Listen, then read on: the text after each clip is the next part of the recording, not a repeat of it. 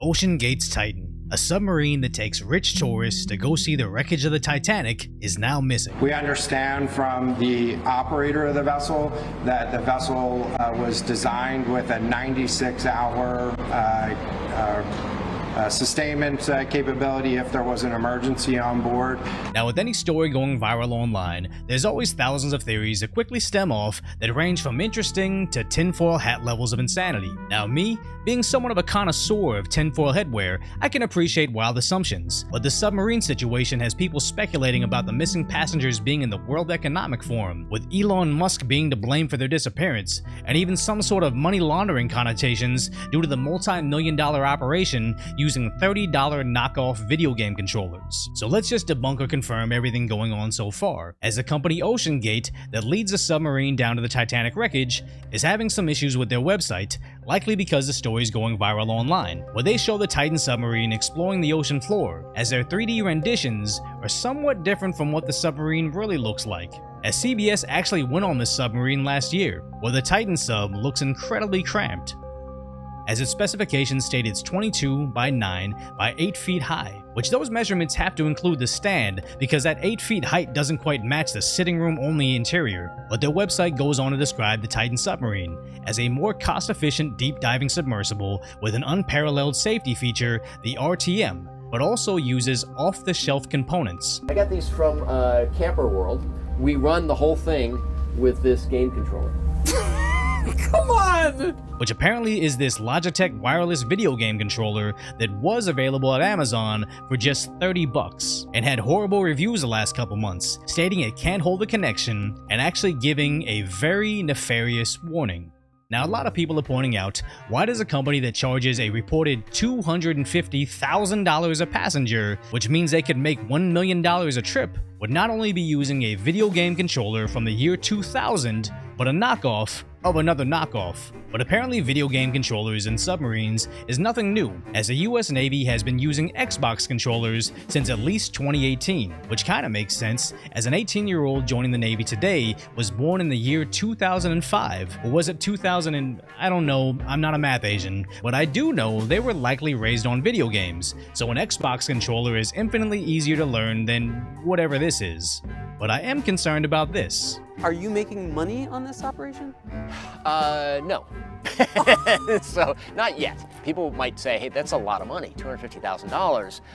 But we went through over $1 million of gas. And OceanGate, despite the huge $20 savings using this off-brand Logitech controller, is still running into money issues. I genuinely don't understand how you can become a multi-millionaire, then not have reservations about getting on a submarine that looks like it was assembled with components from a Chinatown gift shop. But apparently people don't care, as a CBS reporter basically had to sign his life away to get on the submarine. An experimental submersible vessel that has not been approved or certified by any regulatory body and could result in physical injury, disability, emotional trauma, or death. Where do I sign?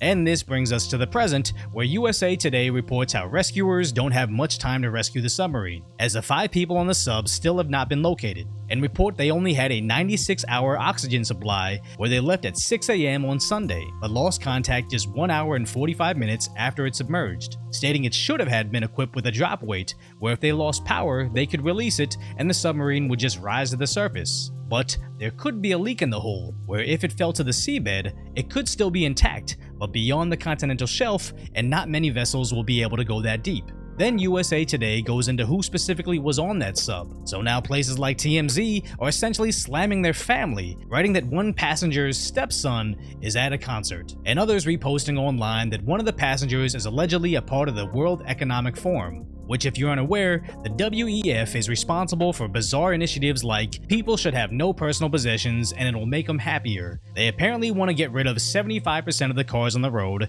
and believe that eating bugs will cool the earth. Obviously, very unpopular opinions amongst anyone with an IQ higher than their shoe size. But seemingly, the World Economic Forum just claims people and places them on their website. Plenty of politicians have been listed on that same page and later came out stating they never even knew their name was being used on that website. But obviously, this is fueling a lot of tinfoil hat theories online right now, with people that believe the Titanic was just a way to bring together all the richest people on one ship to make it easier to take them out. But I honestly do not believe that's the case here. This just looks like a tragic malfunction on a submarine going on a very dangerous mission. But that didn't stop places like PopCrave for appearing to blame Elon Musk for its disappearance, where social media users immediately take the bait, suggesting that he should be charged with manslaughter, and even saying this makes Elon Musk like Donald Trump. Never mind the fact that Starlink is just what the ship that transported the submarine uses, which I kinda understand what's going on here.